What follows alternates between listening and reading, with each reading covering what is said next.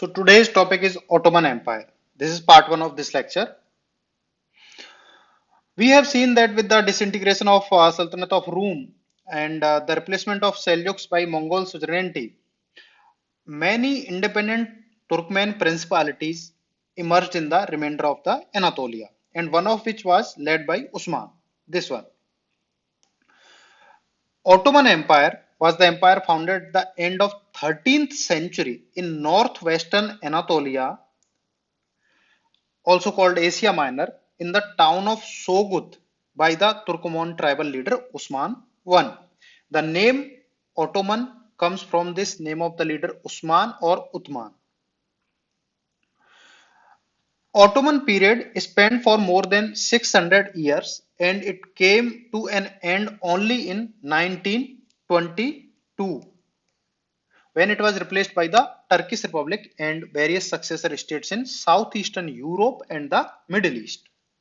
At the height of the empire, this empire encompassed most of the southeastern Europe to the gates of Vienna, including present-day Hungary, Balkan region, Greece, parts of Ukraine, Iraq, Syria, Israel, Egypt, North Africa, and large parts of the Arabian Peninsula. The Ottoman Empire was the center of interaction between the Eastern and Western worlds because of its geographical location. You can see this is Ottoman Empire. So this is Western Europe and this side is Eastern Asia. So due to this geographical location, it was the center of interaction between Eastern and Western worlds. Ottoman Empire was one of the mightiest and long-lasting dynasties in the world. Its chief leader, known as Sultan, was given absolute religious and political authority over his people. The ancestors of Usman I, the founder of the dynasty, were members of the Kai tribe who came to Anatolia along with the mass of other Turkmen Oghuz nomads. So, in their initial stage of expansion, the Ottomans were the leaders of the Turkish warriors for the faith of Islam. And these leaders were used to call Ghazi. Ghazi means the raider. So these Ghazis fought against the shrinking Byzantine Empire and also against Mongols. Mongols have Ilkhanate in this area. So following the final Mongol defeat of the Seljuks in 1293 in the Battle of Kostag, Usman emerged as prince or bey of the border principality that was on border of this Byzantine Empire. He took over Byzantine Bithynia in northwestern Anatolia around Bursa and he commanded the Ghazis against Byzantine in that area. So he took over that Bithynia area. So these Ottomans they attracted mass of nomads and urban employed. Why? Because Ottomans were the only major Muslim rivals of Byzantine Empire left in that area.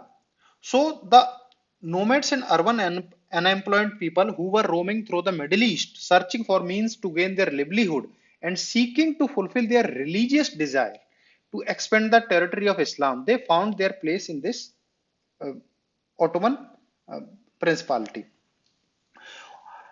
Ottomans were able to take advantage of the decay of Byzantine frontier defense system. Also, there were rise of economic, religious, and social discontent in the Byzantine Empire. So, Urhan, the son of Usman, Urhan ruled between 1324 to 1360. He captured the town of Bursa in 1324, and this capture of Bursa provided the first means for developing the administrative, economic, and military power necessary to make the principality into a state and to create an army. So this victory by Urhan gave the means to establish an army and state. Urhan began the military policy of employing Christian mercenary troops and further it was expanded by his successors also. This is the one of the prominent feature of this Muslim dynasty. This had one advantage that due to employing Christian mercenary troops, his dependence on nomads reduced. So now he was not dependent only on Muslim nomads. Orhan soon was able to capture the northwestern Anatolia, and then he moved towards south where other Turkoman neighbors were ruling. So first capturing the remaining Byzantine towns in northwestern Anatolia, he moved towards south to capture the other Turkish principalities. So he ended the monopoly enjoyed by city of Aden for providing mercenary troops to competing Byzantine factions in Thrace. Thrace is the eastern part of Byzantine Empire. And this consequent entry of Ottoman troops into Europe gave them a direct opportunity to see the possibility for conquest offered by Byzantine decay. So, collapse of Aydin city following the death of its ruler Umar Bey left the Ottomans alone as the leader of the Ghazi against the Byzantines. Orhan helped Cantacuzenus. Cantacuzenus was contender of throne of Byzantine. He took the help of Orhan and against John V, and as a reward, Orhan was given the right to ravage the Thrace area and was given the daughter of Emperor Theodora. She was married to Orhan as a reward. Then Ottoman started raiding regularly through Gallipoli into the Thrace. So we will see where is the Gallipoli. Gallipoli is the European side of the Dardanelles channel, and huge quantities of captured booty from Europe strengthened Ottoman power and attracted thousands from the other uprooted Turkmen masses of Anatolia into Ottoman service. I told you, Orhan has conquered the many Turkish principalities in South Anatolia. So the people who were uprooted in those principalities, they joined Ottomans in attacking Europe. Orhan has two sons. One was Suleiman and one was Murad first. Suleiman was the eldest son. He made he transformed Gallipoli into a permanent base for expansion into Europe. Who? Suleiman, eldest son of Orhan. And where was this Gallipoli? Gallipoli was a peninsula on the European side of the Dardanelles. But then Suleiman died in 1357 while hunting. So second son of Orhan called Murad first took over, and Murad made Gallipoli the permanent base to conquest Europe. So you can see this is Gallipoli, and this is Bursa town initially conquered by Orhan, and this is city of Aydin. Okay, so initially this Ottoman principality was here. Then Orhan took over this Bursa town. That Bursa town provided the means to establish the army and state. Then they took over remaining principal towns of Byzantine in north. Then Orhan came to south and took over all these principalities. Then his son made this Gallipoli the base to further conquest in Europe. Then second son Murad I, he made it permanent base and they started raiding these areas. Okay. So, but this Constantinople itself was bypassed because it has thick walls and well-placed defenses. And nomadic Ottoman army lacked the siege equipment. They were not having any siege equipment. So they will bypass the Constantinople and they will raid these in depth. So Murad's initial conquest extended northward into Thrace, culminating with the capture of the city of Adrianople in 1361. So in 1361, Murad I conquered the city of Adrianople. He renamed it Edirne, and this city became the new Ottoman capital, providing the Ottomans with a center for the administrative and military control of Thrace. This Edirne was the main fortress between Constantinople and the Danube River. It controlled the principal invasion road through the Balkan Mountains, and it also assured Ottomans retention of their European conquests and facilitated further expansion to the north.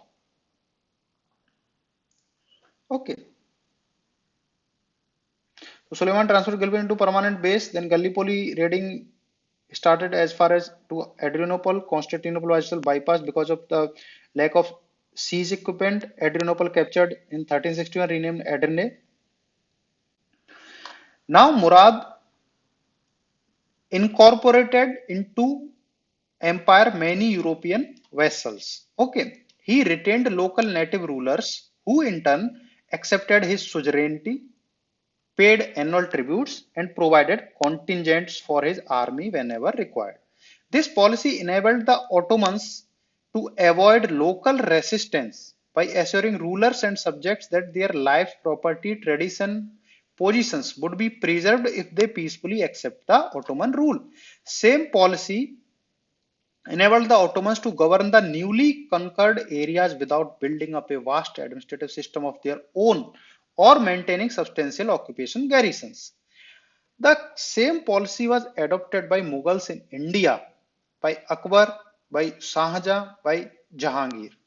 But when Aurangzeb violated this policy and he started to directly rule over conquered areas, that was one of the reason of the fall of Mughal Empire in India. So, moving rapidly to consolidate his empire south of the Danube, Murad captured Macedonia in 1371, central Bulgaria, Sofia, Nice, and Serbia. After Murad, his son Bayezid, he quickly defeated the rebels. He occupied Bulgaria, and first time he installed direct Ottoman administration in that area, and he also besieged Constantinople. In this response, Hungary organized a major European crusade against the Bayezid, but Bayezid was but this crusade was beaten back by Bayezid at the Battle of Nicopolis in 1396. So the win of this Bayezid will increase his prestige in the Islamic world, and he was given the title of Sultan by the Abbasid Caliph from Cairo, despite the opposition by Caliph's Mamluk masters. But these advances attracted the attention of Temur. Temur or Temurlen, who had been building a powerful Tatar empire in Central Asia, Iran, Afghanistan, and Mesopotamia, and whose invasion of India in 1398 had been halted by his fear of the rising Ottoman power of his on his western flank. So, encouraged by several Turkmen princes who had fled to his court when their territories were taken by Bayezid, Temur decided to destroy Bayezid's empire before turning his attention back to the east, and he thus invaded Anatolia. So, Bayezid was defeated by Temur because many Turkmen vassals and Muslim followers deserted Bayezid because they thought that he had abandoned the old Ottoman Ghazi tradition of advancing against the infidel.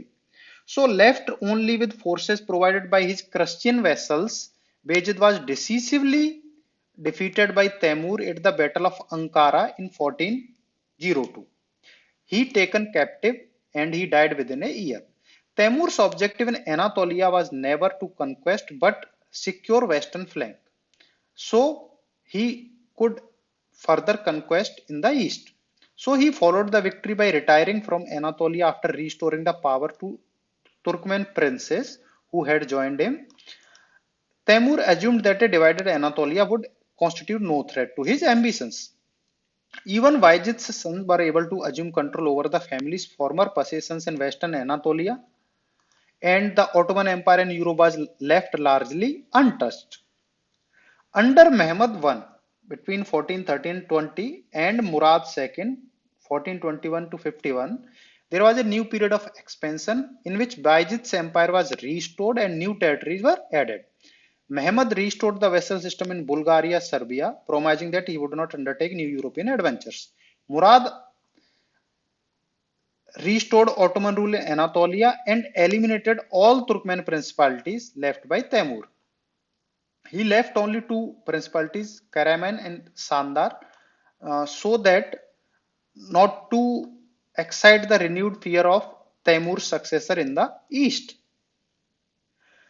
Then Ottoman's naval raids began against Venetian ports and further compelled Venice to make a peace. Now, Murad had been put on the throne by Turkish notables who had joined the Ottoman state during the first century of its existence.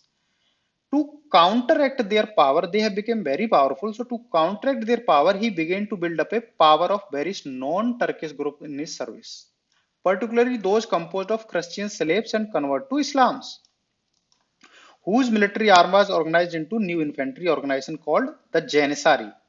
Janissary means new force. So he started this Dev Sirme system. Murad II started. This system started in 14th century. It required conquered, conquered Christians to give up 20% of their male children to the state. The children were forced to convert to Islam and become slaves. The elite military group known as Janissaries was primarily made of forced Christian converts. So this Dev Sirme system lasted until the end of 17th century. So these old Turkish nobles, they didn't want to further expand. They wanted to focus on consolidation. But on the other side, the Janissaries, they wanted to expand into the Europe, and so that they could take more booty from those areas. So that was one internal conflict in this system. We'll continue this lecture in second video. Take care. Bye.